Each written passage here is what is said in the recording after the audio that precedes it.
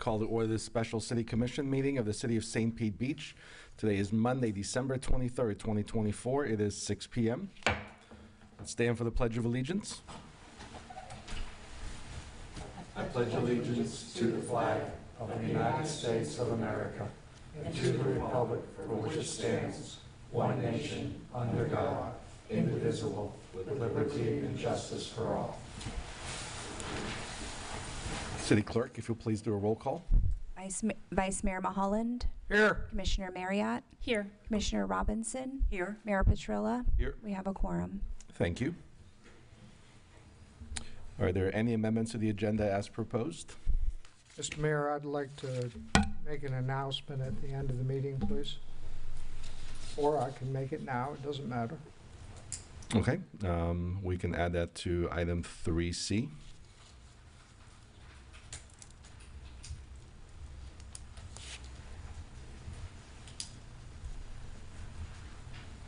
Okay, any other amendments to the agenda? Is there a motion to approve the agenda as amended? I move that we approve the agenda as amended. I second. City Clerk, if you'll please do a roll call. Commissioner Marriott. Yes. Commissioner Robinson. Yes. Vice Mayor Mulholland. Yes. Mayor Petrilla. Yes. Motion carries. Thank you. City Clerks, do we have any general audience comments? We do. Grant Izzy. If you'll please state your name and address for the record when you come to the podium. Grant Izzy, address is 203 59th Avenue. My general comments tonight regard permitting, and I have two specific comments on permitting.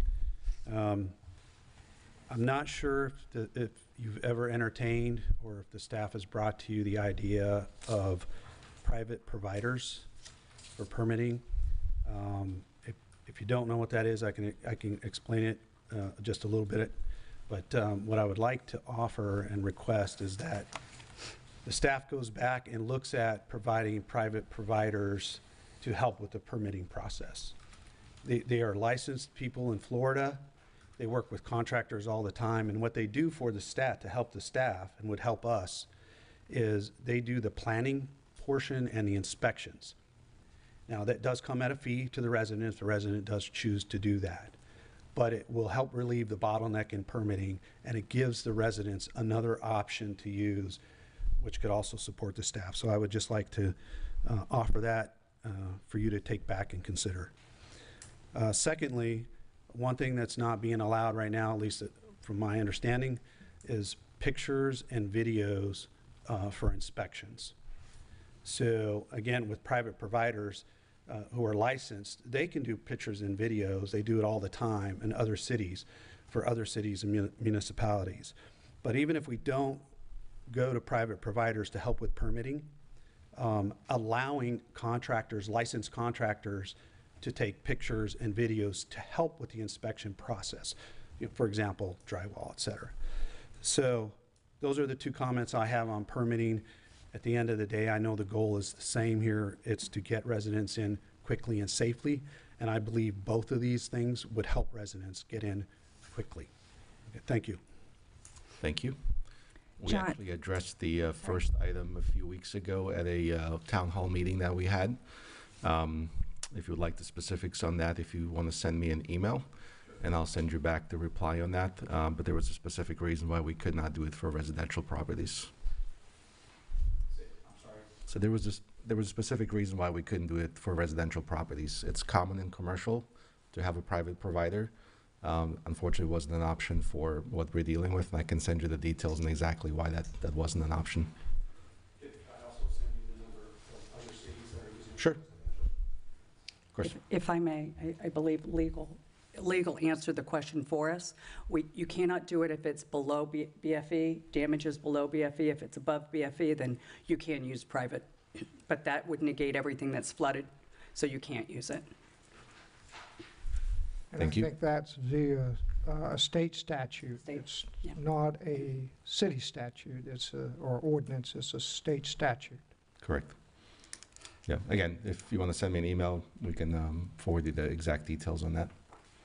It was a good idea, and it was brought up by several people, and unfortunately, as much as that would help, now we do have an additional 50 plans reviewers, permits, inspectors that we're waiting to see if we get approval on top of the 25 we've already brought on board. City Clerk, John Kurzman. if you'll please state your name and address for the record. Yes, John Kurzman, and I try to live at Bahia Honda Way. Two things. At the last meeting on Friday, I had mentioned a state map which has houses and mentioned that the map does not always show the proper code of the houses, that a lot of houses that should be in the AE zone show in the VE zone. But I wanted to point out that the reason I was saying that was that, I'm concerned that there's people out there that are trying to buy houses. And I just want to make sure that residents know that if someone comes and tries to buy your house and they say to you, you're in the velocity zone and, you're going to have trouble selling your house later, and they start saying things to you, make sure you go to the official FEMA maps. Don't look at state websites. Make sure that you're really going to the official FEMA maps, because those are the only maps that really dictate your FEMA rates. And that was part of the reason I was really bringing that up. The other thing is that when we were talking about grants, I did just, it just had happened by accident that I had seen a grant recently. And it's a FEMA grant. If you could go to my, I didn't get my laptop working yet. But it's a grant, it's a FEMA grant that only became available, like any FEMA grant, who knows if it's really available. And it's for homeowners, but you can't apply for it unless you apply through the community. So the communities have to put it together, and it's only for communities that are in a presidential disaster declared area, which we only recently became part of. And it points out that it only is ones that are in good standing with the National Flood Insurance Program. So as we talk about making sure we stay in the, the good graces of the NFIP, there is one of the reasons for that.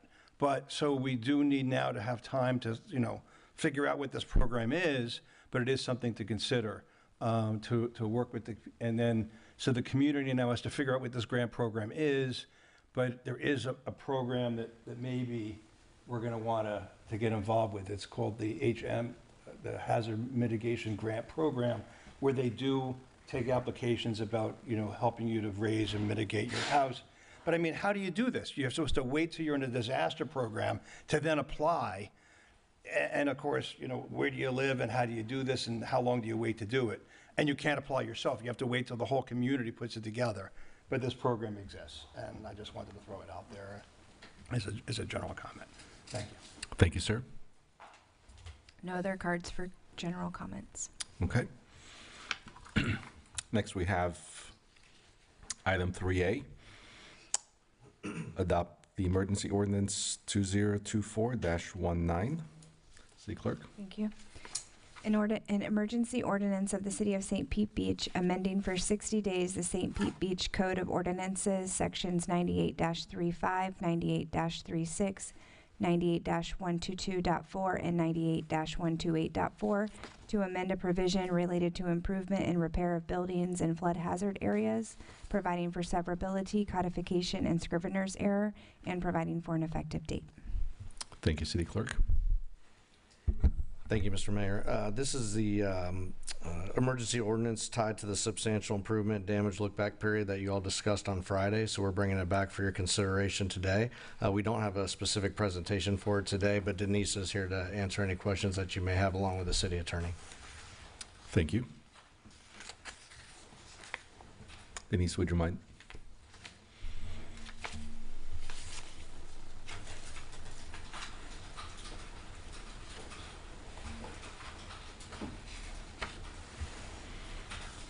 Good evening.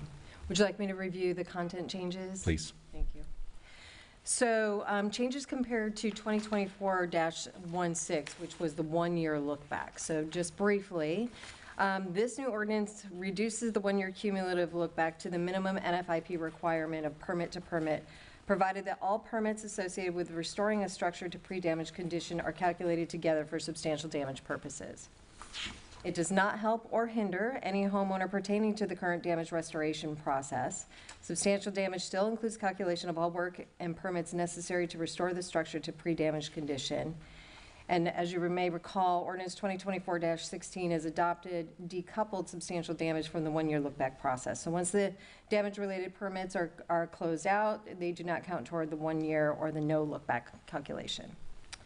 This will help during blue sky periods. It will help homeowners with homes that have living levels below the floodplain who choose to make elective improvements back-to-back without any time period in between. Under the 1 year look-back standard adopted through 2024-16, improvement costs are calculated together over a 1 year period, starting from the date of issuance of the first permit. This would go away if ordinance 2024-19 is adopted. 2024-19 also enables construction cost estimation data other than Marshall and Swift and allows the floodplain administrator to set costs through their local and regional knowledge, which is one of the technical updates that was requested by our building official, Luke Curtis. Thank you. You're welcome.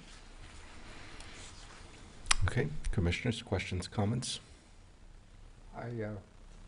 Yes, sir. I hope you'll indulge me. I probably only need about 10 minutes, but I just want to go through a few things here to be certain I am straight on stuff. I guess the first comment I would say, I assume that there's no groundswell within the community to opt out of the National Flood Insurance Program. I had mentioned that was a potential option on Friday with the specific intent to hear if there was any groundswell for that, and there clearly isn't. So I think we can put that to bed. So, Ms. Sanderson, and I know you weren't here, February 9th, 2021, the commission that was seated at that time approved this ordinance, which is 2021-02, and that was the final reading, and that was effective 7/1/21. Does that sound accurate based on your knowledge of the history of our ordinance as it relates to this matter? Yes, though I have not watched any of those commission meetings leading up to that action. Nor have I, Okay. but I have read the documents. So aside from a desire to lower the insurance rates, which I believe that was one of the common threads with the commission at that time, but that is an assumption, and that's based on some testimony that we've received in recent weeks and months. Why would have that commission considered such a restrictive policy as it related to the look-back period? Would you care to opine on that, why they would have done that? I believe I've heard Brandon or Mr. Berry comment on that, but I'd be curious, why do you think they did that? This is just a guess, based on the content of what it was that was passed for that July 1, 2021 implementation. The 5-year look back with exclusions really was focused on resiliency during blue skies, right? So, which is an opportunity in the CRS system to gain additional points as you attempt to march toward lower and lower ratings for your community. Improved ratings, I should say, a lower class number. So my suspicion is commensurate with the comprehensive plan that has coastal elements, commensurate with floodplain regulations that are always being updated. I would presume that the 5-year cumulative look back with exclusions was to encourage home hardening and other types of resiliency efforts, which would be consistent with other adopted plans and strategies. So both you and I, based on our interpretations and best guess of what that commission was thinking, they felt that it was likely in the best long-term interest of the community to encourage hardening of the community. Am I off base by saying that? I think that's a fair assessment of what likely occurred, given the content. Okay, thank you. So what the staff discovered on 12 December and was conveyed, I believe, later that day to the commission, and then we discussed on Friday, whatever day that was, the days seemed to be running together. Would Ordinance 2021-02, the exclusions, would those have survived FEMA's new interpretation? Only during substantial improvement processes. So had we stuck with 2021-02, there would be a and not tried to make changes to accommodate the present needs of the community based on 2 unprecedented storms. Mm-hmm. Had we stuck with this ordinance, then people would have assumed that they had exclusions, but they would not have, those exclusions would have been discounted by FEMA if they were damaged during the storm, if the roof was blown off or the windows were pushed in from the storm surge, et cetera. Am I correct in that? I believe you're correct. So what we discussed on Friday and what was a message to you all from the city manager in the days preceding Friday's meeting was that there had been a longstanding interpretation that exclusions were allowed. Now, this, of course, was prior to us decoupling damage from improvement. We went through that process not long ago, as you know.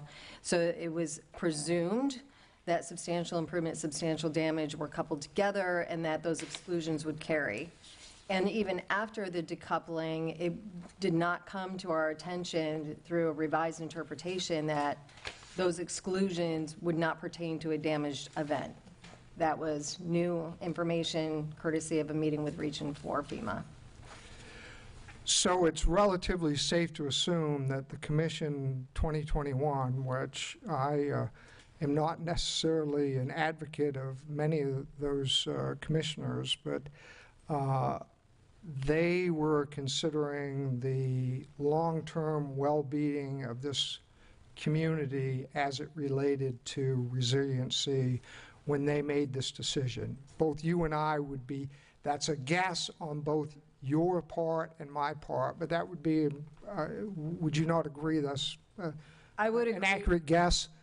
I would agree, and I would further opine, if you would, that that commission likely believed that during a damage event, those exclusions would carry as well. They were operating under that longstanding interpretation, as I've mentioned.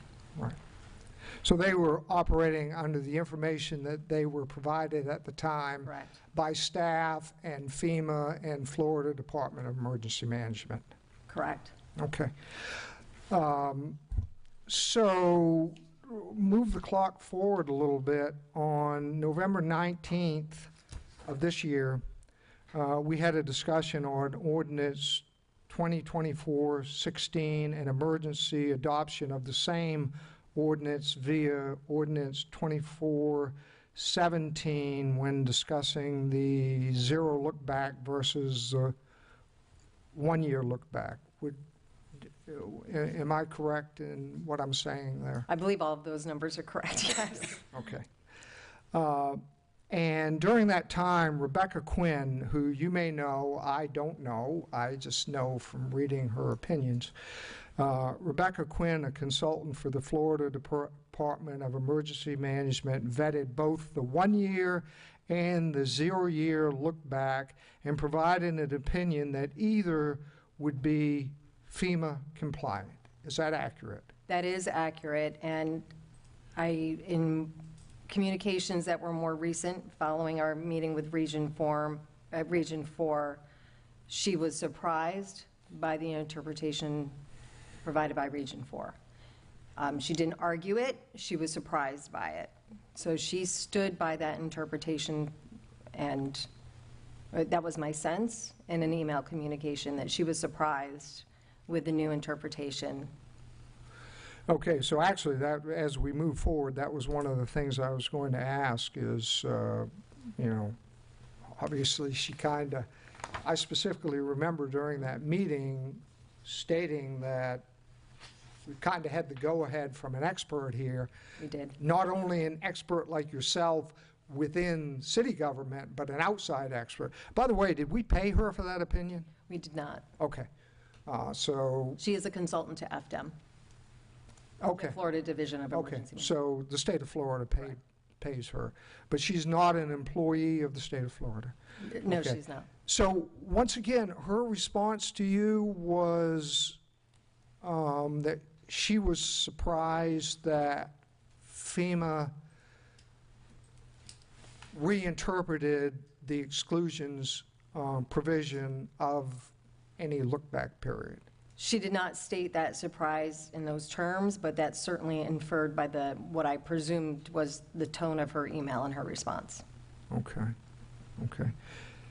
And there's likely no room for hope that the opinion that city staff received on 12 December was somehow a lower level or mid-level person that maybe was looking to, get out for the weekend early and just kind of wanted to move on.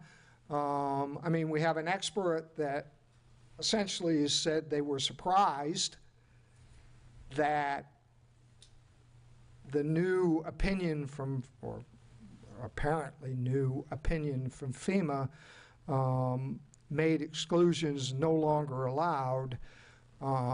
We feel, I wasn't in the meeting. Right. We feel really good that what we received on the 12th, that's solid, and that wasn't I hate to say this, a government worker looking to get out the door at noon rather than work until 5. A federal government worker. Let me just clarify that. Yes, this FEMA Region 4 rep is very solid in her advice. And in hindsight, looking at it now through the lens, it seems pretty apparent that FEMA's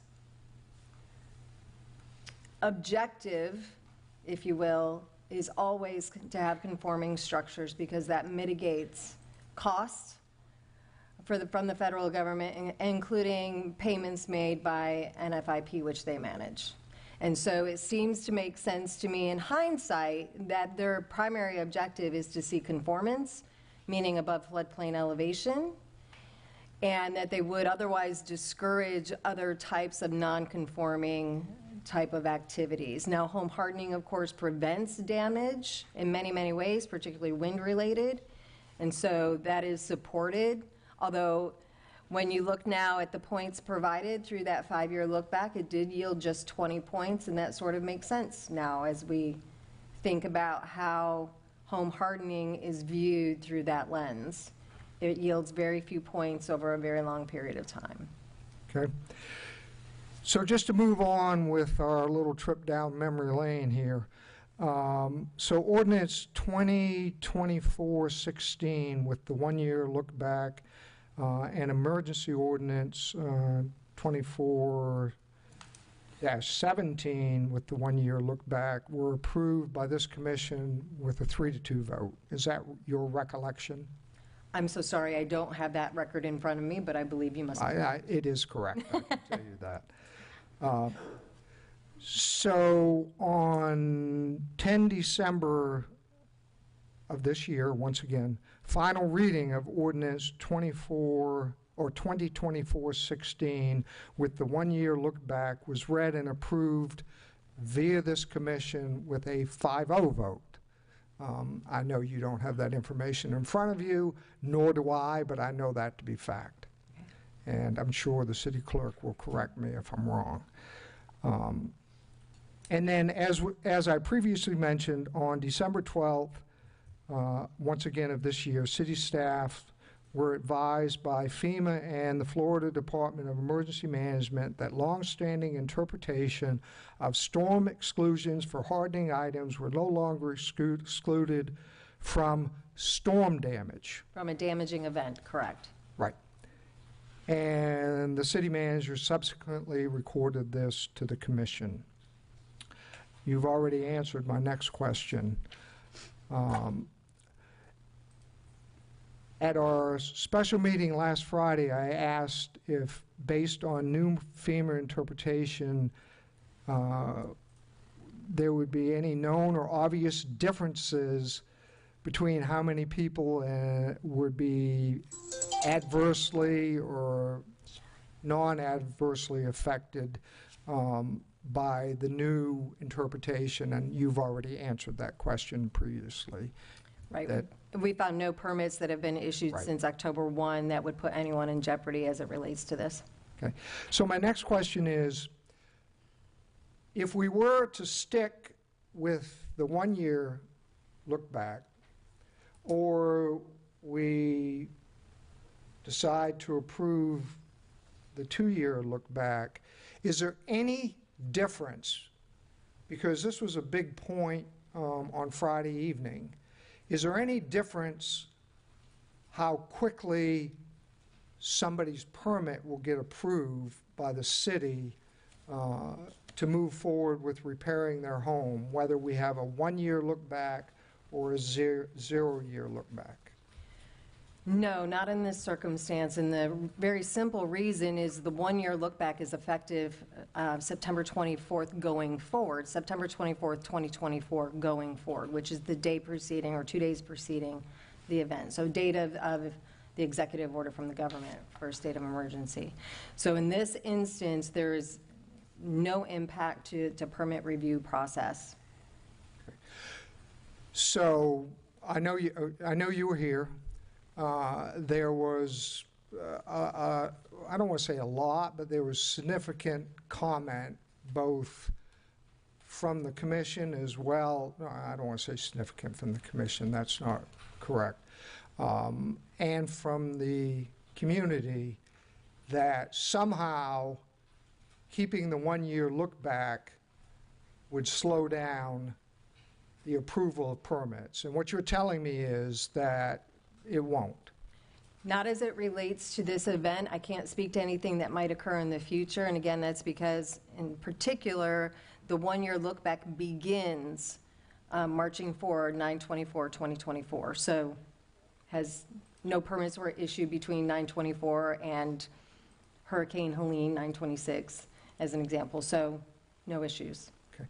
So, I don't want to get, this isn't convoluted, but I'm kind of talking through things here, so I may,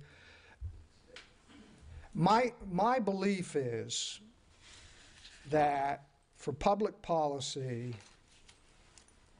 as I believe the 2021 Commission felt, that for public policy, that a certain level of look back is beneficial to the long-term concerns and benefit of the community. That's my opinion as I sit here this moment right now. It was my opinion on November 19th. My concern is that I would not advocate for the one-year look back if I felt, because of the delay on permitting, would prevent people or create a greater exposure for residents to be able to time any repairs or improvements moving forward. And what you're telling me is, and it's, you know, I kind of need a mental calculator for this, but if we approve the one-year look back,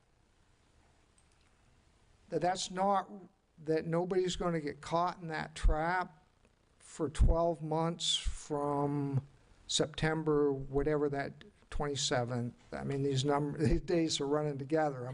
I'm old, so you got to bear with me a little bit here. I am as well. But my concern is I don't want a resident to be trapped that has storm damage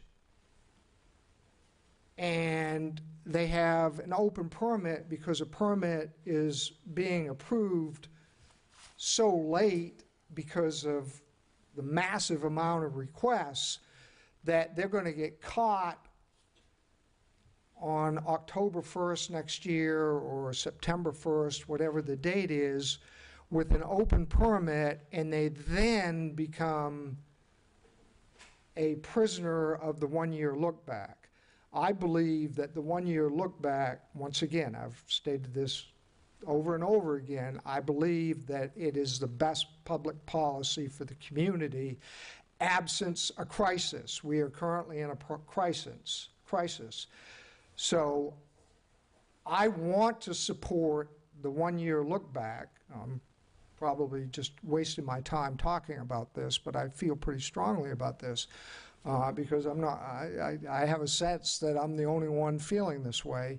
But I feel that is best public policy, but I do not want to trap residents in a bad situation because of the crisis we're in. And I hope you can help me get my mind wrapped around that. So, because of the decoupling of substantial damage from substantial improvement, whichever option we go with, what is critically important is that residents focus on repairs to a pre-damaged condition and close out those permits. That's just always going to be the recommendation before they consider doing any improvements of any type, home hardening or otherwise, that they focus on repair and close that permit before pulling another. And that's both the benefit and the hurdle, if you will, of having substantial damage decoupled from substantial improvement. So regardless of which option you all consider and take forward with tonight's action, that is going to be the recommendation.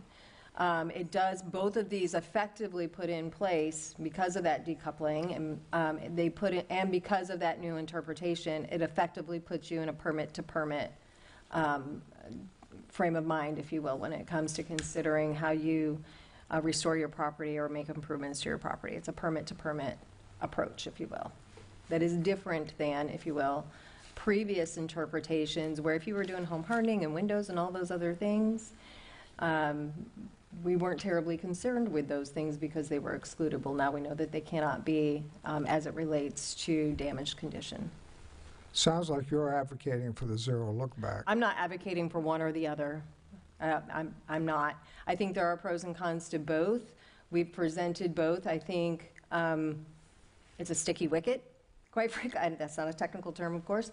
But I think it really comes down to your point, does this commission desire to move forward with resiliency, a measure of focus on resiliency efforts for long-term sustainability, if you will, or resilient structures in this moment that we're in, which is unprecedented, as you've said? Or do we move forward? We're not risking our CRS rating. As you know, we're not losing any points by these changes tonight if they're made. So that's not at risk or in jeopardy. Going forward, just candidly on a one-year look back, if we have another event, I said right now it would not inhibit our ability to issue permits in a timely manner. If we go forward with a one-year look back, it does add a single layer of you then are requiring of staff to go back and look at any of those, to do the math, if you will, during the look back period. There's just an added measure of that review. I would think that it would be rather minimal in terms of staff capacity and impact to time on issuing permits, but it does require an additional measure of review just to affirm what may be contributing toward a structure calculation if a one-year look back is in place. Thank you. I very much appreciate you working through that process with me. You're very welcome. Commissioner Mulholland, you're not the only one that is concerned about resiliency long-term. I think we all are, and I don't think anyone could say that's not the case. The challenge I have with all of this is, so when we initially made the change to a one-year look back, we were under the assumption, based on long-standing practice, that it would actually help more residents, because we would, if you need to replace windows, AC, or roof, right, we could take those out of the permitting process. You could just do your repairs and then do windows and roofs and AC separately without having to factor that into a 50% calculation. That is no longer the case. And, I think something you said, the challenge I have with all of this is, and this is something Commissioner Reznicki said at the last meeting, is, to put it bluntly, we're all adults, right? We should be able to make decisions for ourselves, for our families, our homes, that make sense for us. And in this case, we got 20 points, which, if I remember correctly, did not put us into the next discount bracket. So it actually did not provide a discount by going to 5 years. It didn't do anything for our discounts. It just made it more difficult for people, if they chose to improve their homes, to do so.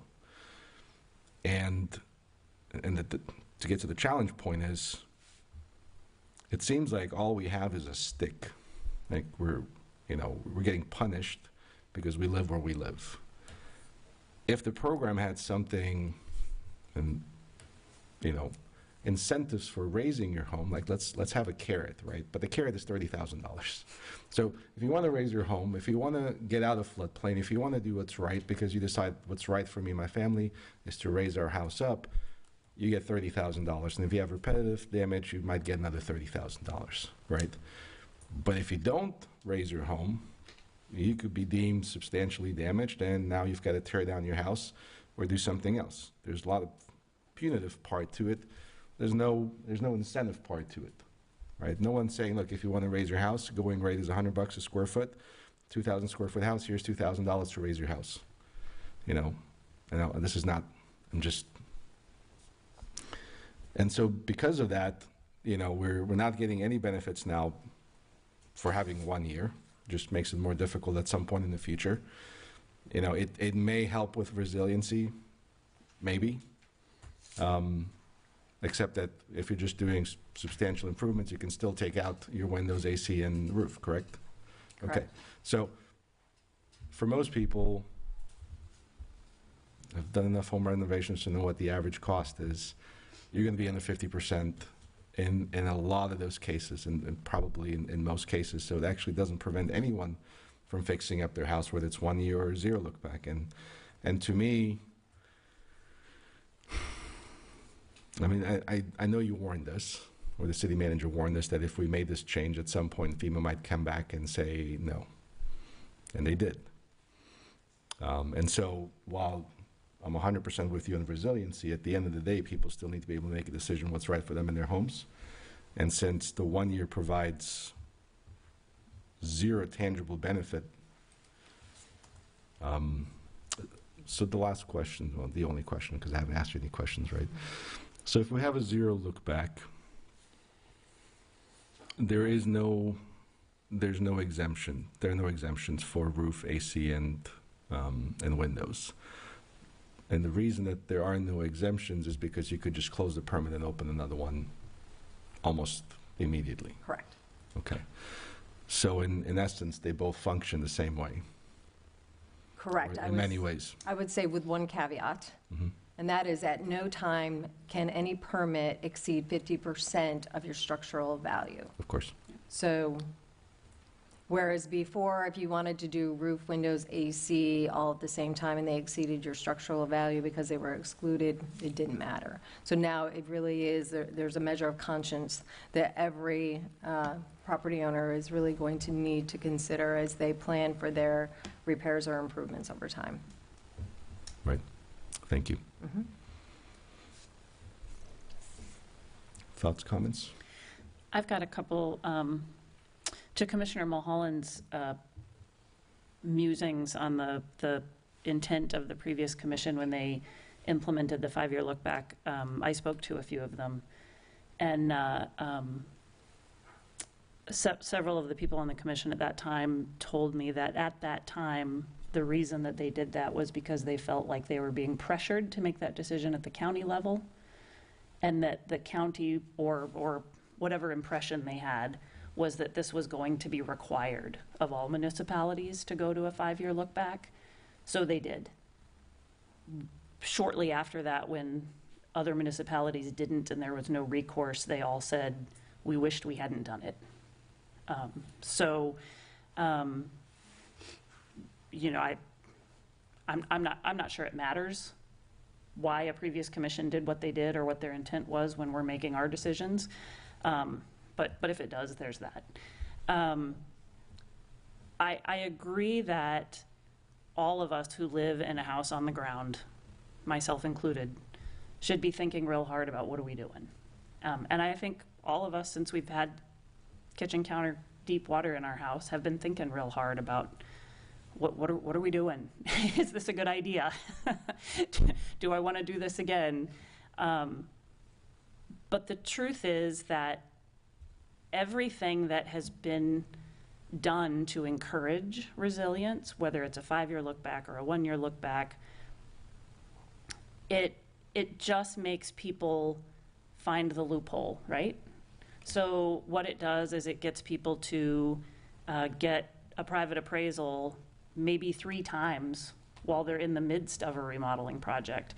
It has not kept people from putting $500,000, $700,000, $800,000 worth of improvements into houses that are 4.5 feet above sea level in St. Pete Beach. And so keeping a 1-year look back versus going to a 0-year look back isn't going to change that. So people who want to put a bunch of money into their house that I may or you may think isn't the right thing to do, isn't going to stop them from doing it. And I'm certain I do plenty of things that other people think are unwise as well. and I also don't like being told that I shouldn't do it. And so when it doesn't have the intended effect anyway, and makes things more complicated potentially going forward, I don't really see any reason not to just go to a 0 look back.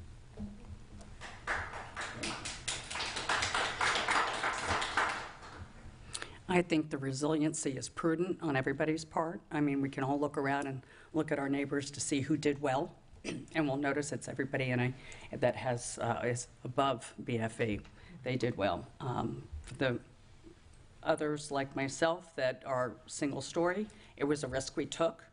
And I think that as far as there not being a benefit, which we realized that pretty early on, to which way we went with our rating, and now there not being a benefit, you know, other than making it your own choice, whether you want to get impact windows or do a re-roof, or that you don't have to do, or do those hardening items, still knowing that you could get 3 feet through your house, or even 8 feet, because everybody talks about us being hit. We weren't really hit. We were sideswiped. A hit is 8 feet. A hit is Fort Myers, is what Ian did down south, and that's a hit.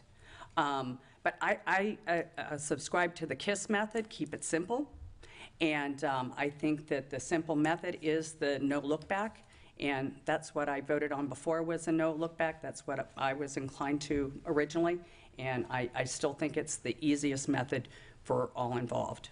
From an accounting standpoint, from going back, from explaining to everybody, just to, especially in light of what could happen going forward. City Clerk, do we have any audience comments? Grant Izzy. Now, Mr. Izzy, this is going to be one of your only warning. You don't get to talk about permits twice just because you spoke during the general audience comments. But you kept it under a minute, so. Yeah, all right, thank you. Yeah, Grant Izzy, 203 59th Avenue. If you're all going to vote on 0 look back, I'll just sit down, because I don't need to talk about this again like I have at a couple other previous commission meetings, right? The zero look back is the only one that allows all the residents to have the choice to do what they want to do with their house, just like you said. It's always been the most simple. It's always been one that didn't have any penalty, 20 points. Remember, points versus people? You know, we've talked about this. So I urge you tonight to vote for that so we can all move forward and do the right thing there. I do applaud you for trying the 1 year, because that also kind of helped everyone as well. It just didn't work out. So let's just do the one that works, which will be the zero look back. So please. And you know, keeping it simple is the right thing, especially in a time of crisis. We want this community to be resilient. Building the resiliency is a long-term strategy that needs to happen once this crisis is over. I mean, it can start happening now, the planning now, but we are in a crisis planning right now. And this crisis is not going to be over for maybe another year or more. And I won't consider it over until everyone's back in their homes, right? So crisis leadership is different, and crisis planning is different. And so that's the mode we're in. Zero look back does that for us. And the conversation earlier about all the assumptions and presumes and speculations and all, that right now, really, we can't make decisions on that. And you can't. No one was here at the time. So let's just go, when you're in a crisis, you have to lead by facts. And I think Commissioner Mullen, as a former Marine, you know this better than anybody. Facts on the ground during combat are what you make your decisions by. And so let's get the folks back in their homes quickly, right, safely, and then we can move on with hardening the city and making it better so that, and then give people choices on how they want to harden their own homes. So thank you for your time. Excuse me. We will maintain the quorum, please. Thank you. John Kurzman. Yeah, Mr. Mayor, I'd just like to make a comment again. Certainly.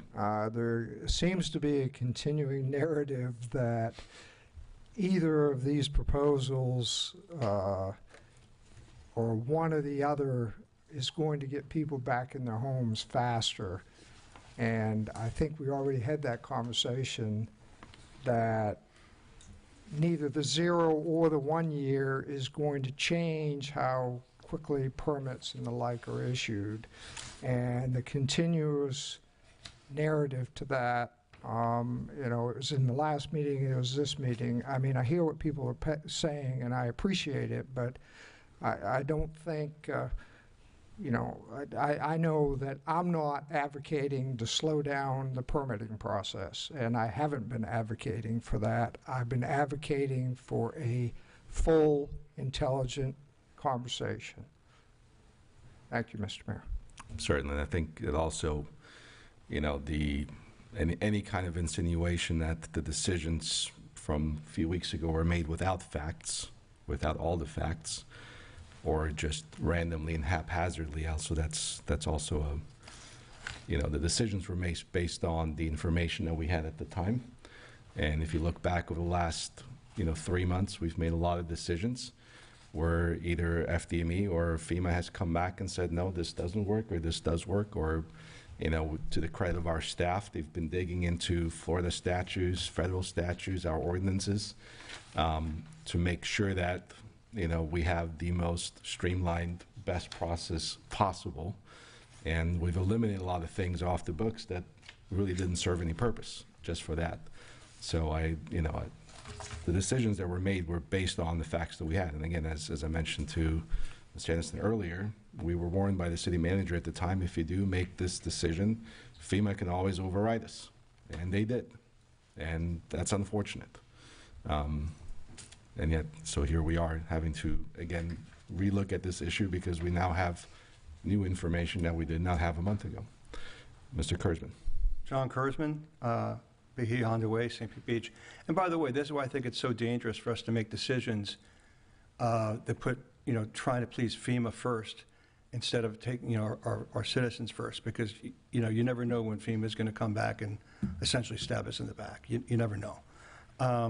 And one of the things I think that Brandon said is, I believe that the zero look back will make our permitting process faster, because now when a permit comes in, we can look at it immediately on its own and say, does this have any chance of being near the 50% rule? No? Well, then we don't need a FEMA packet.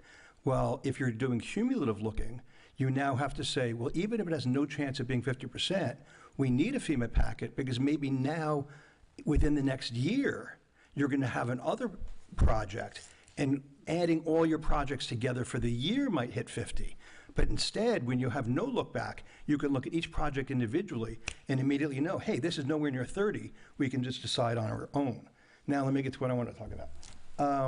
So in the current, or in 2021, notice that they needed to have exclusions because they were rolling forward. And even in 2021, they said your exclusions couldn't add up to 50%. And even in our current ordinance, we actually say, fine print taketh away. It actually said those excluded items, the windows and all those special things, they couldn't add up to 50% even at the time. Again, it was not giving you really something special, because it was that you couldn't roll them forward. They didn't count, but you couldn't do more than 50% at the time. Now, the real thing I want to talk about, though, is that the carrot we do have a carrot, and the carrot is that if you jump through the hoops and you raise your house, that now you could say, I'm never going to have to be hassled by the 50% rule again. And a lot of what's written says that. A lot of what's written says if you're post-firm, meaning if you've done what you need to do, if you were built after December of '74, it says things like, you now will be judged on the things that were done when your house was built, the rules that were done then. Work shall not be allowed later on that will make the house non-compliant with the management requirements that it had to be met when the building was constructed. So if later on we say we want our freeboard to be +2 or +3, that later on if your house gets hit by a hurricane or something, where your roof comes off, you don't have to have the problem. So I have all these slides. We stamp things. No new work will be allowed below the BFE, but you can't make your house non-compliant. There's all these rules, and so we have this letter that says you're exempt from the FEMA 50% rule once you've made your house compliant. And so... Thank you. So my thing is, try to make that carrot available to people and put that in the ordinance that you do now. Thank you. Make it clear. Thank you. I think it's important that we are precise in our language, and what Denise said earlier does match what Brandon said, but to be specific in the language, it is today for this storm event. It does not help us. It does not expedite permits. Commissioner Mulholland asked her 3 times just to be sure. Where it does expedite permits is in a non-storm event, because the staff does not have to go back and look, when was the last time you did any improvements, and how much were those improvements vis-a-vis your 50% rule. So for today, again, just to be precise, right, 1 year or no zero makes no difference as far as how fast we can process permits. So, yes, but again, just want to make sure that we're all on the same page, that we're precise with the language that we use, so that, we don't get information out there for some, thank you. No other cards. Thank you. Would anyone like to make a motion one way or another? I move that we adopt the emergency ordinance 2024-19 for substantial improvement, damage, look-back period.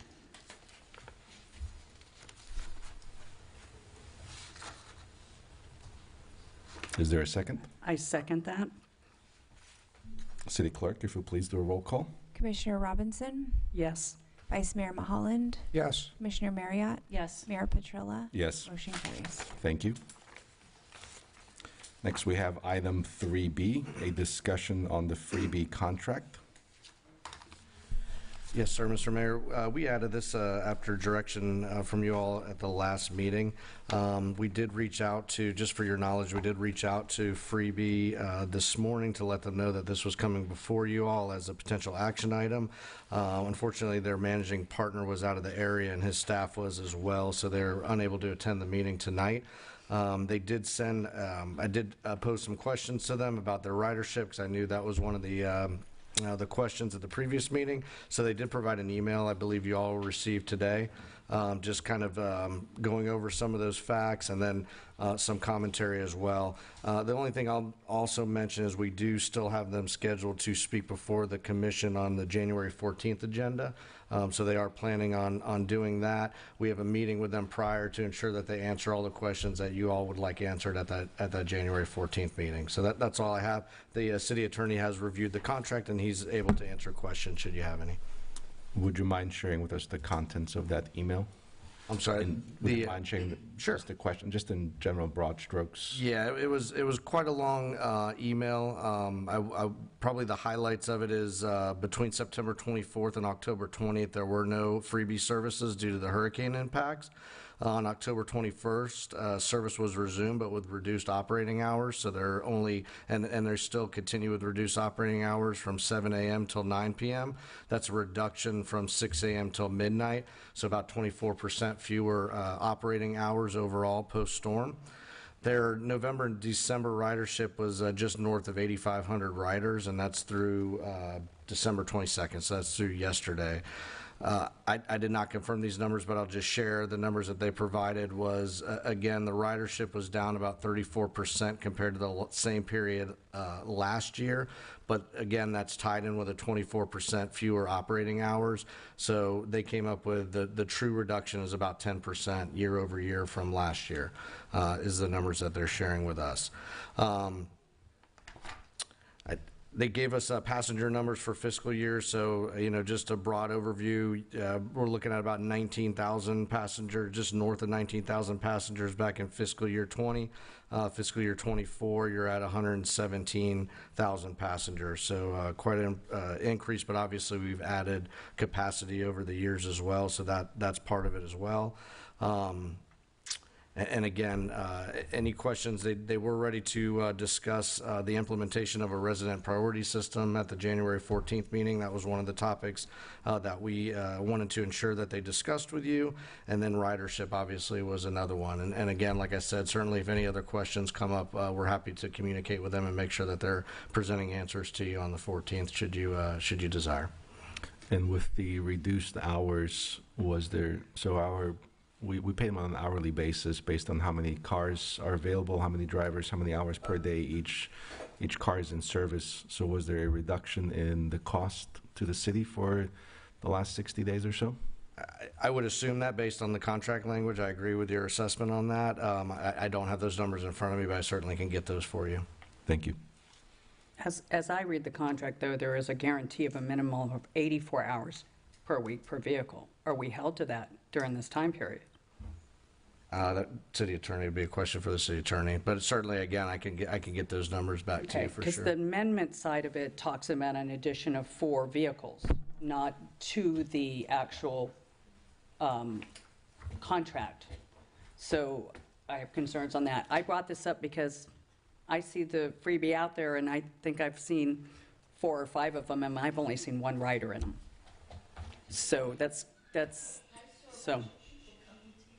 So that was disturbing for me in light of what was brought up on December 10th for where, the state of the city is at compared to their infrastructure and not being able to cover some of the items, maintenance, et cetera, that we're going to need to undertake. Excuse me, Commissioner. I will ask again that you allow the person speaking to do so uninterrupted. If you have something you would like to share with the commission, we have yellow comment cards in the back. You can bring those to the city clerk, and we will give you the same courtesy of 3 minutes of uninterrupted time to speak so that you can present your point of view. We want to hear from you. So if you haven't filled out a comment card, I encourage you to do so. Still plenty of time. So if you want to go ahead and grab one, bring it to the city clerk. So again, I'm asking for the same courtesy you will be accorded when you come to speak before us. Thank you. And I bring it up because the name is freebie, but it's not free. It's anything but free. It's $770,000 a year that the taxpayers pay for. And that basically equates to about $66,000 a month. And if we've been paying that, and if we're obligated for 84 hours per week, as the contract states, then we've been paying that since the hurricane. And considering that I think we all want sewers, and we all want maintenance done on our storm drains, so we have to prioritize amenities, or do we want our basic 101 infrastructure? Something to think about. That's why I brought it up, to talk about it, so that everybody had an understanding. I don't know who all saw. I know we all did the December 10th meeting, which was quite disturbing to know what has to get done in this city going forward, and whether an amenity is something that a non-essential amenity is what I will call it, is what we'd rather have than have our sewers maintained and have our storm drains maintained. It's something to discuss. And as well also whether we're going to continue to talk about permitting and whether we're going to waive permit fees. I know everybody wanted permit fees waived, and we did that as well. There's just a lot of impact that this storm had to the city that we need to evaluate what is essential and what is non-essential, and what we need to do going forward.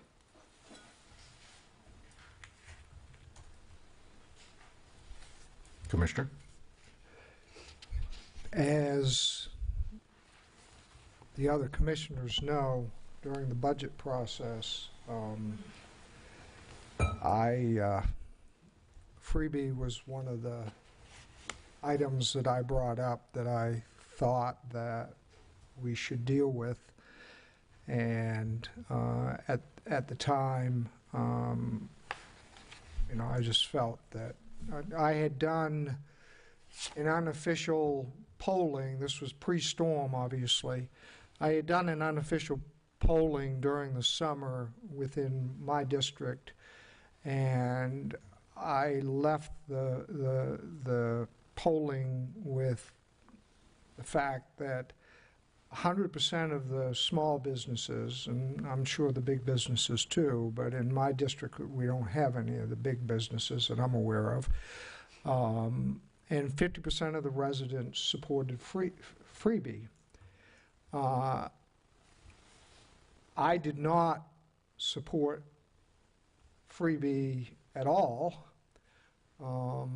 and after speaking to the businesses and residents, and also subsequently some communications with 2 or 3 respected leaders in the community that I very much respect their opinions, I came to the conclusion that had I been allowed to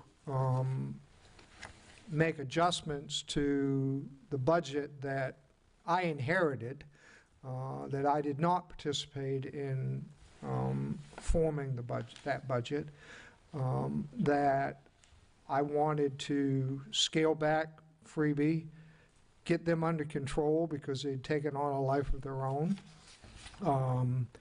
I thought there was a lot of things that we needed to tighten up with them, and my hope is that we would remove somewhere between $200,000 and $250,000 from the budget, from the freebie budget, and I thought that would have been a nice start and still accommodated many of the businesses and communities or residents, but still kept freebie going. And I had some other concerns as it related to the PSTA funding and the like, where we're going to have buses back in Paso Grill, or were we going to be able to keep the microtransit going down there? So there were a number of factors. So pre-storm, that's where I was. I never got the opportunity to put that forward because the budget process was so far along before I got on the commission, but that was my thinking. You know, tighten them up, square them away, get them here, tell them directly that if they didn't clean up their act, we were going to terminate their contract, and to scale it back, hopefully through negotiation. There is a 120-day notice of cancellation on their contract, but that never happened. They do have another phase. I have not. I spent a good amount of time on the freebie contract back when I first took office. I did not review it thoroughly for this meeting, but I believe in February they have another phase coming on that's $166,000. I thought the easy thing to do from a budget perspective, if we didn't want to try to force a renegotiation, would have been 2 or 3 months ago to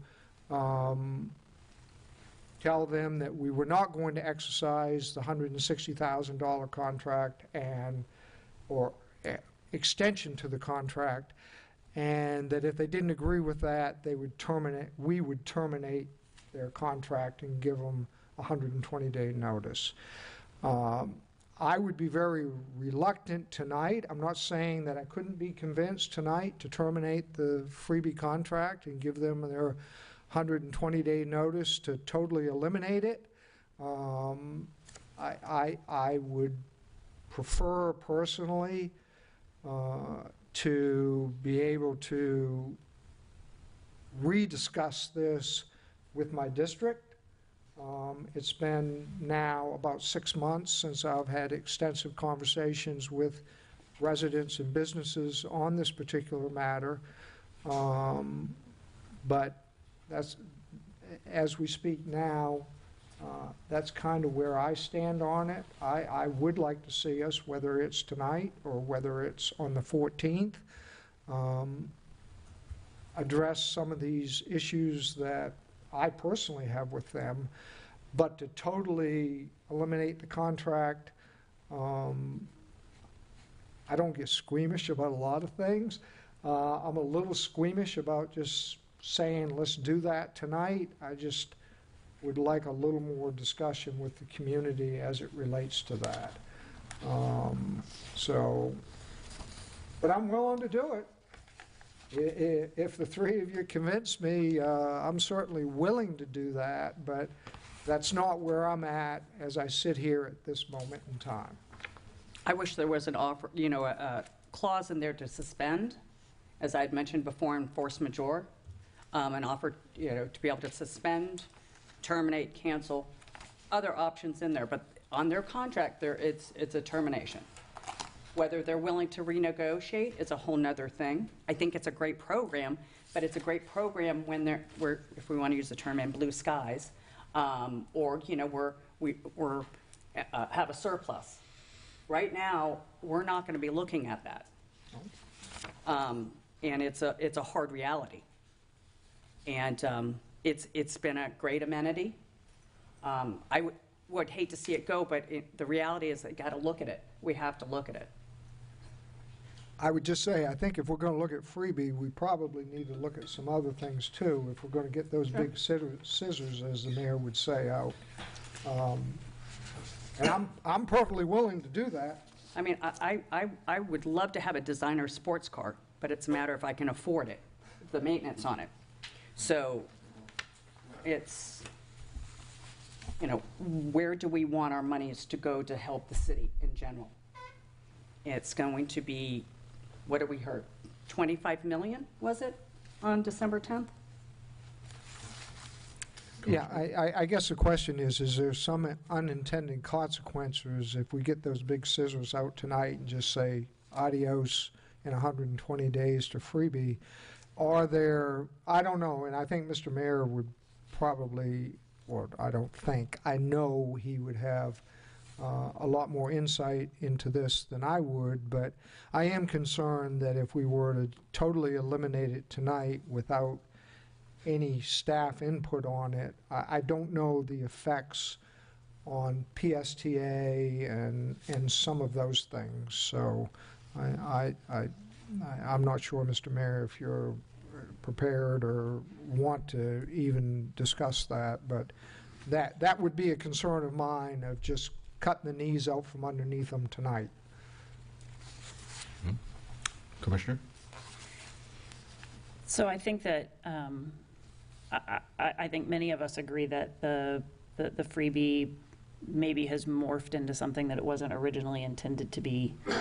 And certainly now with the challenges of rebuilding, that the cost may not be, you know, the exact program we have might not be what we should have or what the city most needs. And so I think that, and you know, I think we were going to have this discussion with the folks from the freebie probably back in October, except that we had the hurricanes, and so a number of things got delayed. And I think that the having a discussion about what are we getting, what is it costing, what are the options. You know, I know that the folks from freebie have offered up options in the past about, you know, advertising on their app for a reduction in fees to the city. I also have, you know, in the very beginning when freebie was implemented, as Commissioner Mulholland says, you know, that was tied in with the PSTA not running buses down to Pass a Grill and having a micro-transit option. I would hate to see there be no alternative. You know, I would hate to see us remove the freebie with no viable alternative, particularly for, you know, for people in Pass a Grill, and certainly for people who work in Pass a Grill and people who live in Pass a Grill, to be able to, you know, get back and forth to the grocery store and that sort of thing, which was a lot of the original intent. When freebie was first implemented, I certainly had some concerns about how it was done and the lack of kind of a competitive bid process. And, you know, there may be other providers who would be willing to offer some kind of similar service that might be a better deal. I think there's a lot of things that can be discussed. As far as taking any action tonight, I think that would be tremendously premature on something that was, you know, noticed on the Friday before Christmas, and we have a meeting on the Monday before Christmas, and a lot of people are out of town, and this is something a lot of people care about. And so to do that with minimal opportunity for any kind of community input at a time when it's very difficult for people to give community input, I think would be unwise. And I don't think it's gonna, you know, I think it's gonna be a crushing wrong move to wait 3 weeks until it was already on the agenda and the folks from freebie are here and we can have a reasoned conversation about it and an opportunity to hear much more from our community about what they prefer. Thank you, Commissioner. So I think you all have made valid points in your own, and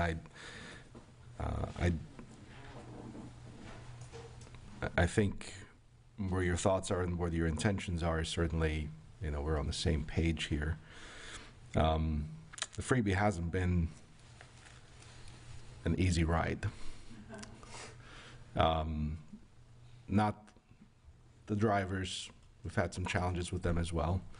But just in general with the contract, the fact that I'm sitting here a year and a half and I'm still asking them to provide us for the 7th time now, you know, a way for us to have priority for our residents. You know, if I was a service provider and my customer says, I need this information, I probably wouldn't wait a year and a half to provide it. Right?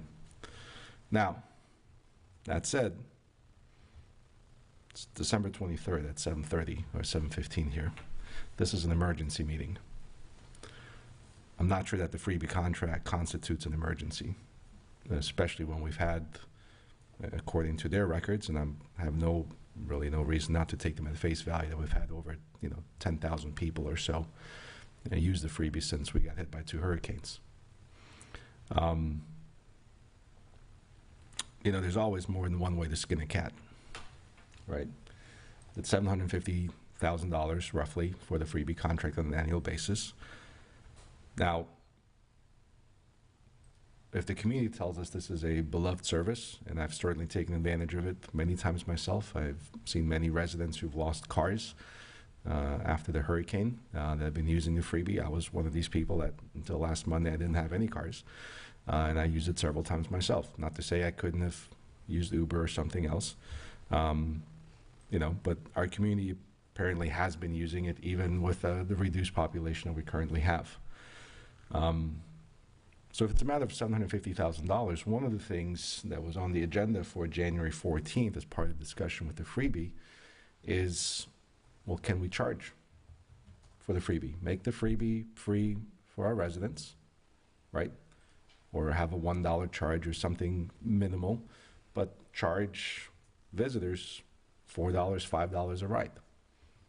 And again, we don't have those, but the preliminary numbers show that if we were to implement something along a fee of $4 to $5 for visitors, that would offset about close to 50% of the cost of the freebie.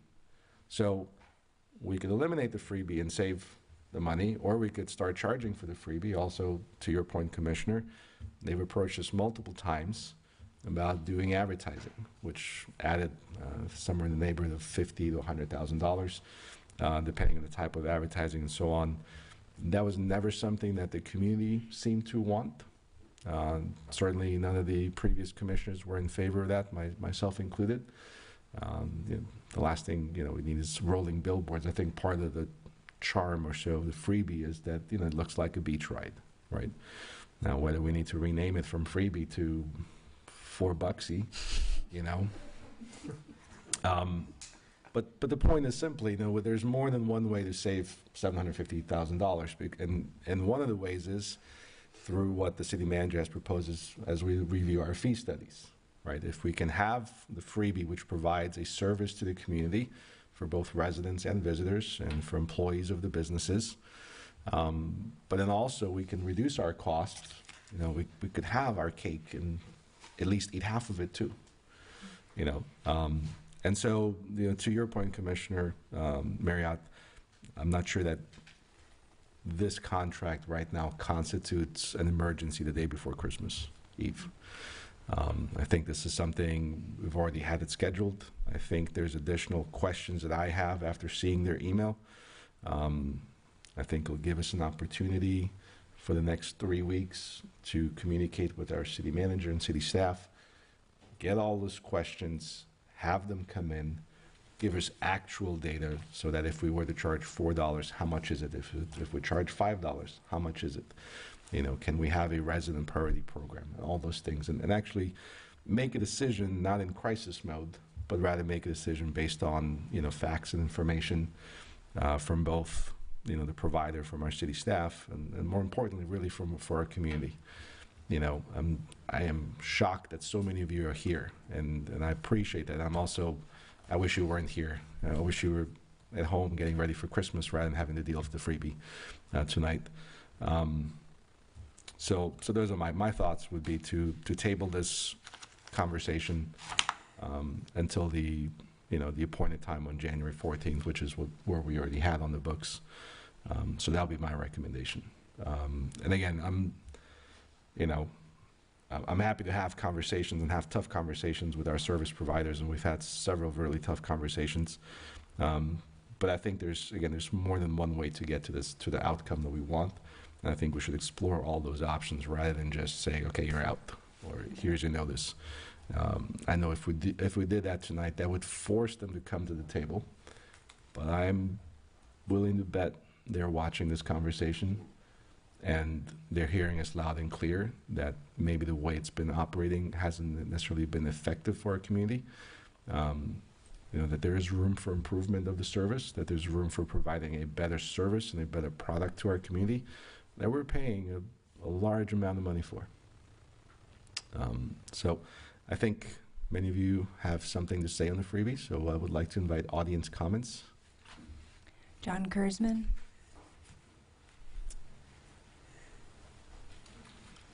John Kurzman, be underway.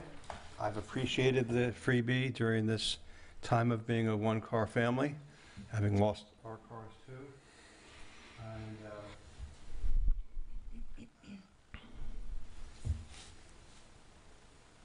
And I'm just going to do a little history lesson. These are slides I've used at earlier meetings. These were slides that our traffic or whatever manager used, and showing that this was the original projection for freebie.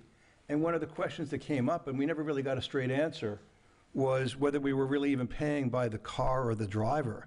Because these being electric vehicles, after they made, I believe it was 6 round trips up and down the city, they had to charge for hours. And so drivers would basically have to sleep in the vehicles. And then they said, well, you know, we have 2 extra vehicles. Well, are they extra because we're paying for them, or are they extra because we're not paying for them? Are they included in the count? So do we have, when they say we have this many vehicles, are they included in the number of vehicles we count, or are they on the road? So what are we really counting? How many vehicles are there really? And then they say, well, they have a 45-minute meal break, and that's when they charge the vehicle. Are we paying for that time, or aren't we? And so it's really, you know, some of the questions for next meeting are, you know, what are we paying for? And the vehicles are supposed to be street legal. That was in the RFP. But they're not. Are they street legal? Because street legal to me means you can have children in them with a car seat. But a lot of these vehicles can't have car seats, these electric vehicles. So you need to maybe have something in the app that if you have a small child, you're going to get a car that could have a car seat. And then there's the tip question. So you want to ask again about what's the policy on tips, because the contract says no tips. I mean, I like giving a tip. You just have to make sure we do it the way you want to do it. And then the other thing would be in the contracts, we have different, you know, pricing that came along when we added vehicles. But in December of '23, they gave a sweetheart deal. They said, you know, if you add 4 cars and extend the contract early, we'll give you a special price, which the commission said, yes, we'd like to do that. Then they came back and said, well, you know what? We want to do that, but we only screwed up one thing. We gave you the wrong price. But let's just go ahead and do the deal, but with a different price. And then there was back and forth. And from what I remember, I believe they then came back and said, okay, we'll go back and do the price we said. And I think the city manager at the time, the acting city manager, did sign that contract, which I think means you now are signed for the 2 years.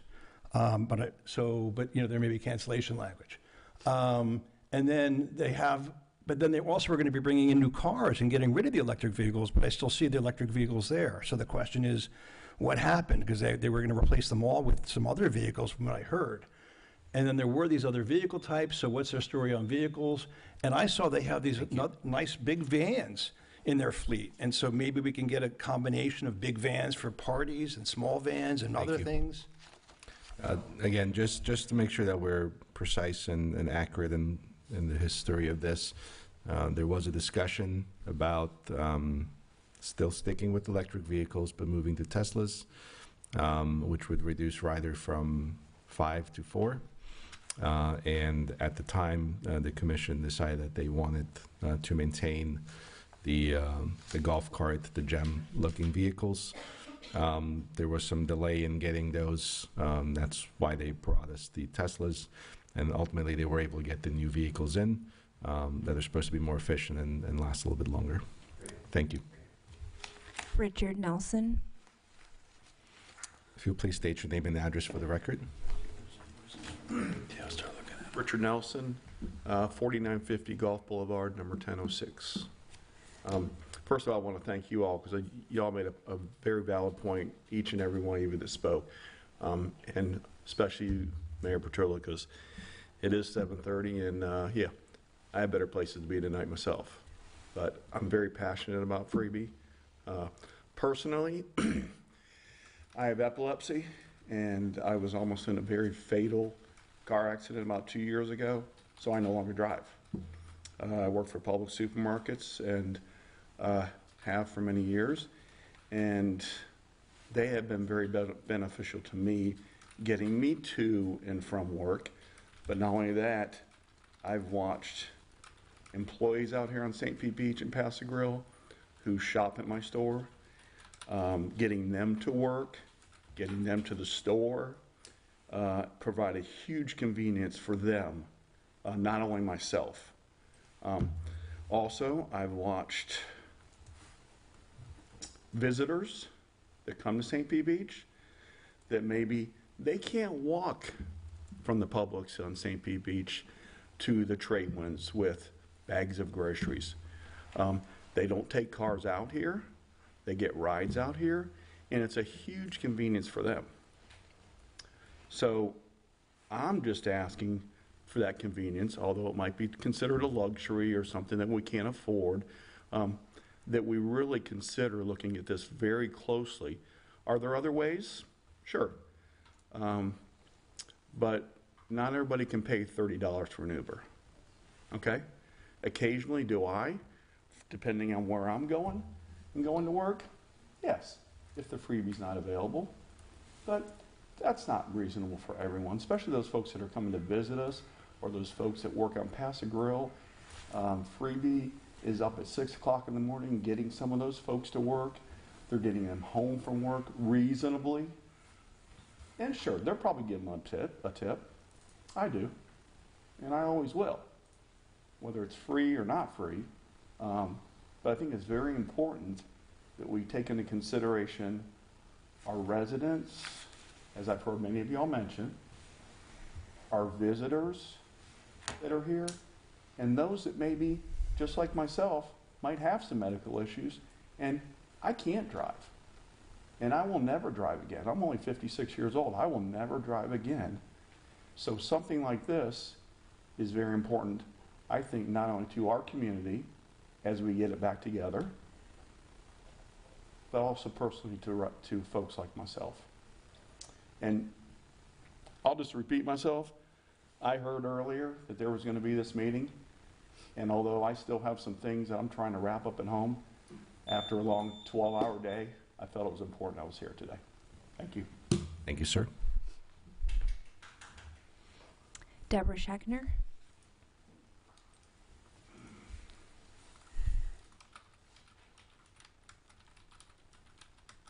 If you'll please state your name and address for the record.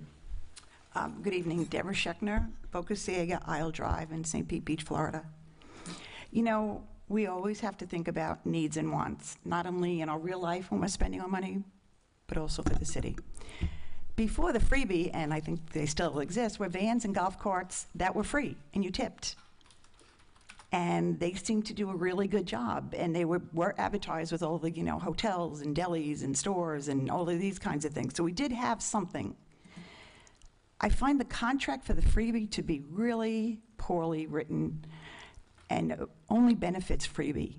So I would like to open up discussion on redoing the contract. We get 120 days. If there's an act of God, they can pause and stop. We have an act of God that's not allowable in the contract. So there was, I think, in my opinion, some very poor situations, and it's just really sad, and I understand that people need a ride. I come from New York. I like public transportation. It costs us a lot of money to do the freebie, and originally hotels had said they would chip in. That has not happened. So when we're transporting hotels and their workers, they should be either paying or giving money to those people. We don't have a lot of residents here right now, as far as my neighborhood's very, very empty. Will it be empty for a long time? No, thank God. But the freebie's good because people who drink and drive, but we also had that other free ride that would serve the same purpose. So I think we have some negotiating power here unless the contract is ironclad and we cannot look at it again. But perhaps saying that we will take a look at the 120-day cancellation to me is almost beyond absurd. Maybe we have some negotiating power here to lower the cost. The Tesla they pushed for the Tesla big time at that meeting, big time. It made absolutely no sense for our beach, and that was not the look that we were going for.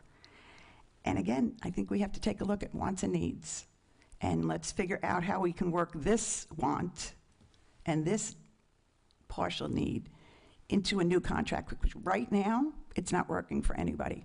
I'll admit, I only took the freebie once, and I had to ask him to stop and take me home because it was taking so long. I missed my meeting.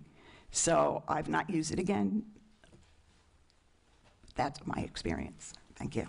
And Merry Christmas and Happy Hanukkah and Happy New Year. Thank you. Tanya McLean.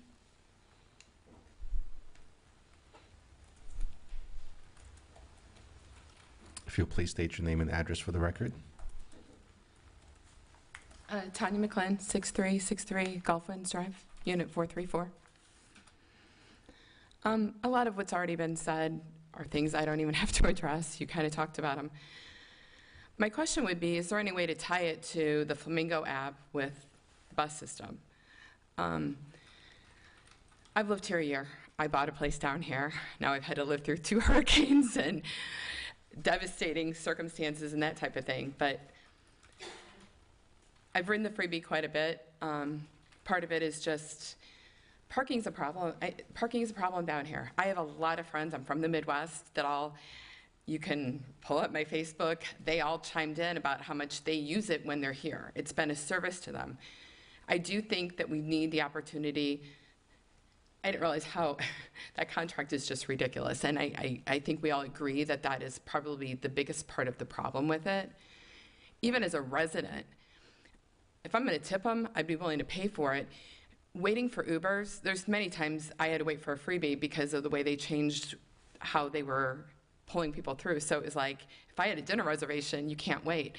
But I'll also say, right now, Uber rates have gotten so ridiculous, and you're still waiting 20 minutes. I mean, I've waited 20 minutes, half an hour to get an Uber down here, and it's hard.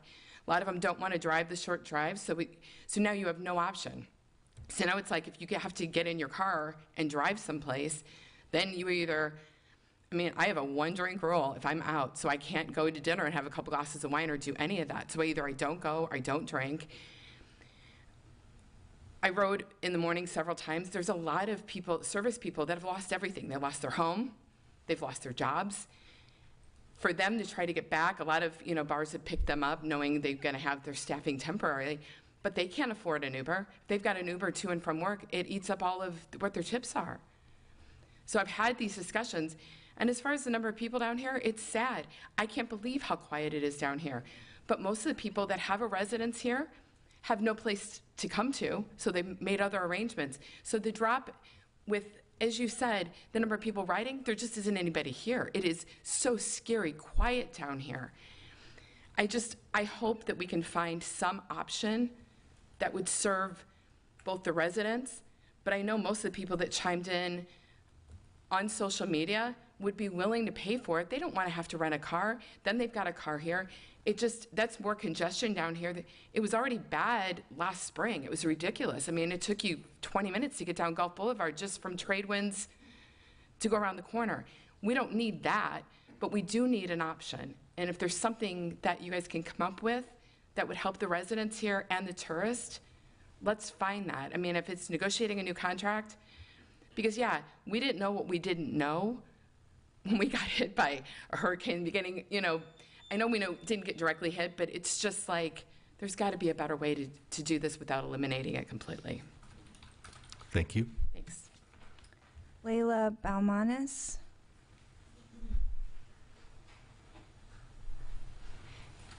If you'll please state your name and address for the record.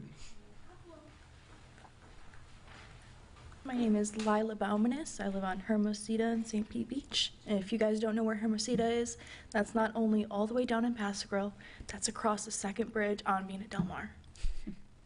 That's a lot to go. I also, up until recently, worked down on the beach at Toasted Monkey. For a couple of months, I didn't have a car, so freebie was my way to get to work. Not only is that my way to get to work, that's a lot of people's way to get to work right now. I know so many people who lost their cars, and that's the only mode of transportation they can get right now. Everybody's caught up with their insurance issues. But because I was working at a bar. You know how many people drink and drive? You know how many people get in accidents? We see it all over Facebook. If you put somebody into a freebie, that's another person that's not driving after they're drinking. I mean,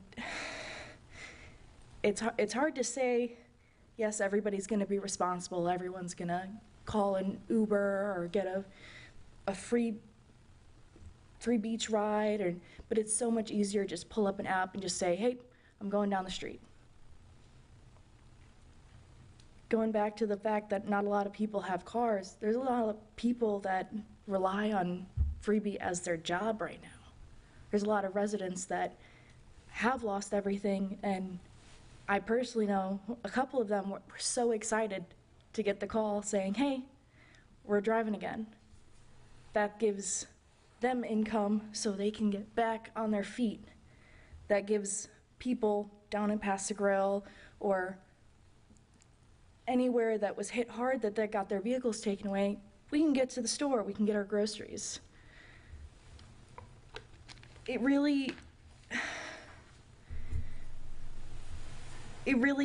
The contract definitely needs to be worked on, but it's something that we definitely need here in the city. That being said, eve of Christmas Eve, I agree with the mayor. I don't think that this is an emergency situation, but I only found out about this meeting about 5 hours ago. And I knew that a lot of people are out of town right now. A lot of people are out of town because of the hurricanes too, but because of the holidays. And this was an important thing to come talk about. So thank you all. Thank you. Rick Paulson. If you'll please state your name and address for the record. My name is Rick Paulson, and my address is 403 Gulf Way, St. Pete Beach. And full disclosure, I'm a freebie driver, and I've been a freebie driver for over 2 years. I, again, live in Pass Grill. I've also worked at Paradise Grill. Love living here. You know, when you get older, you want to find a gig, and freebie is a great job. I think I've heard people say before, as I listen to meetings, that the freebie drivers love their job so much that they probably would do it for free.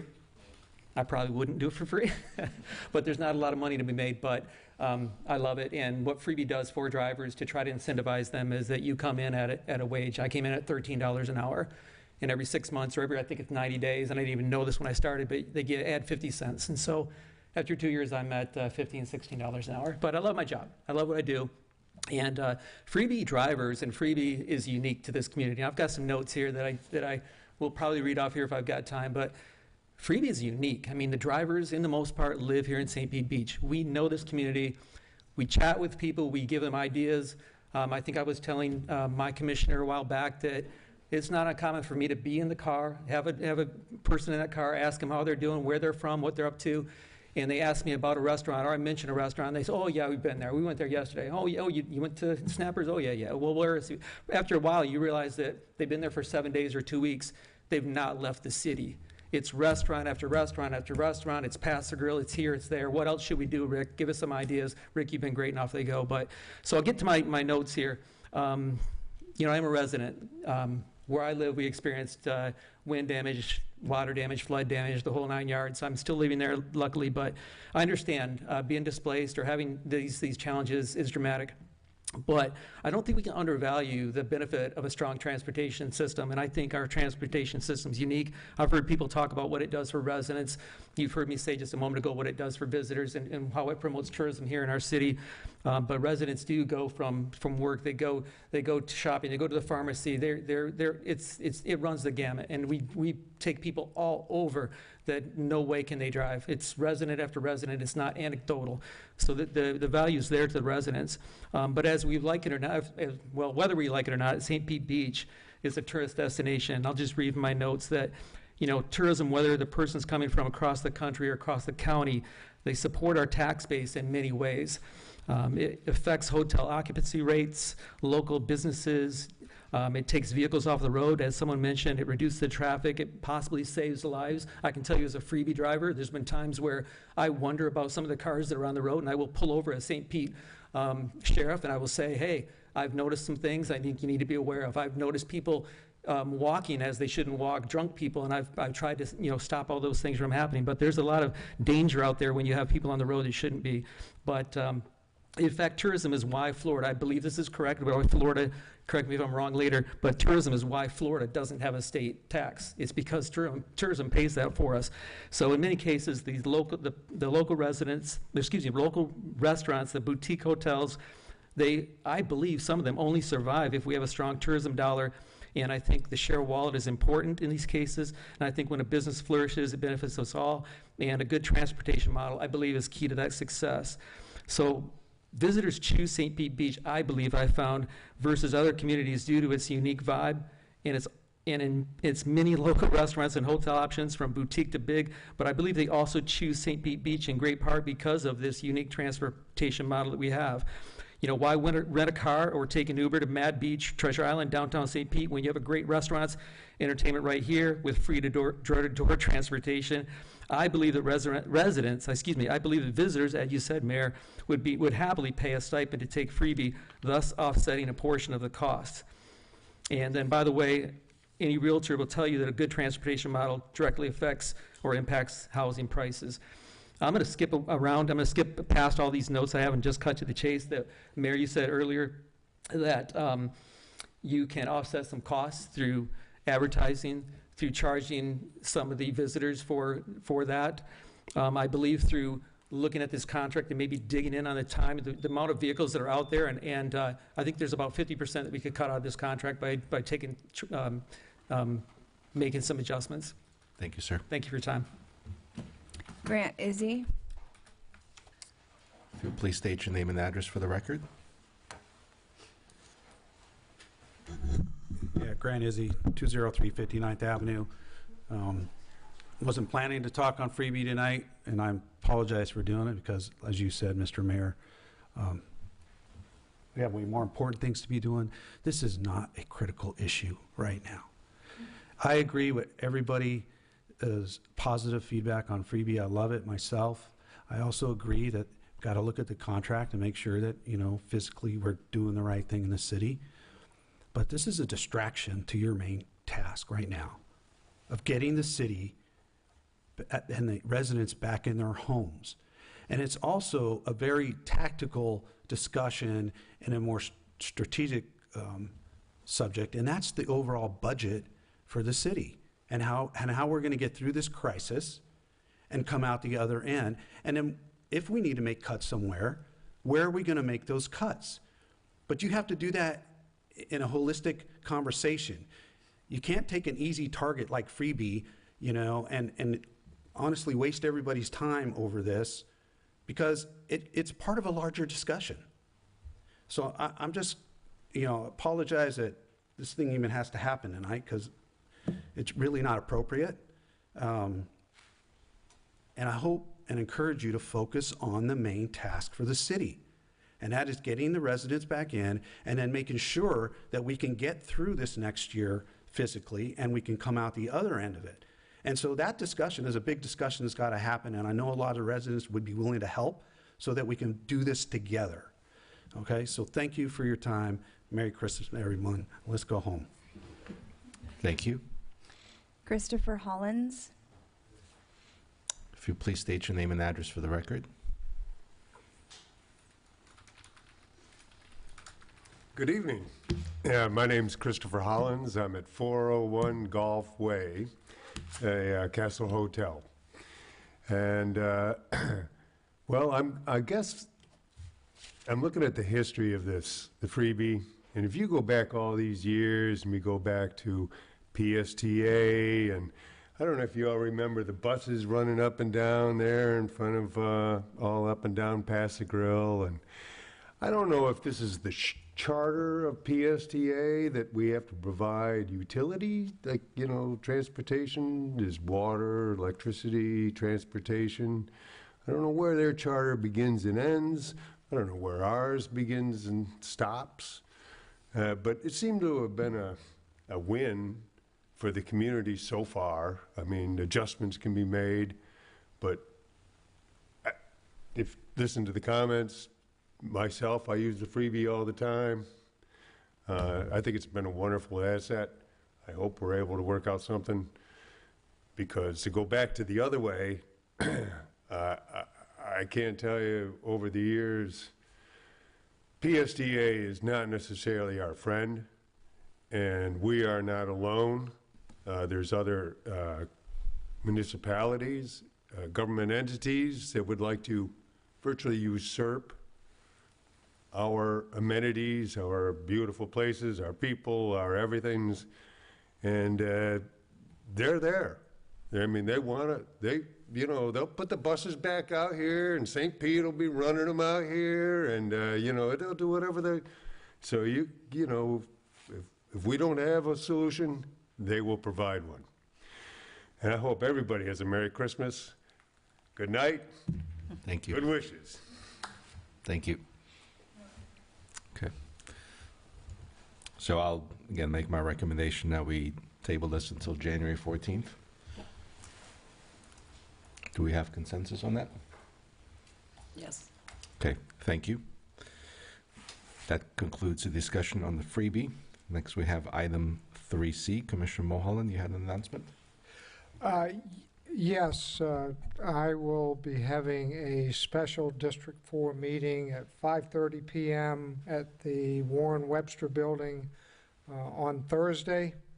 And this meeting is specifically and solely for discussion on the zero-damage homes who received SD and non-SD letters. Thank you, sir. Okay. With that, we wish you the best Merry Christmas and a happy and amazing New Year. Thank you, everyone.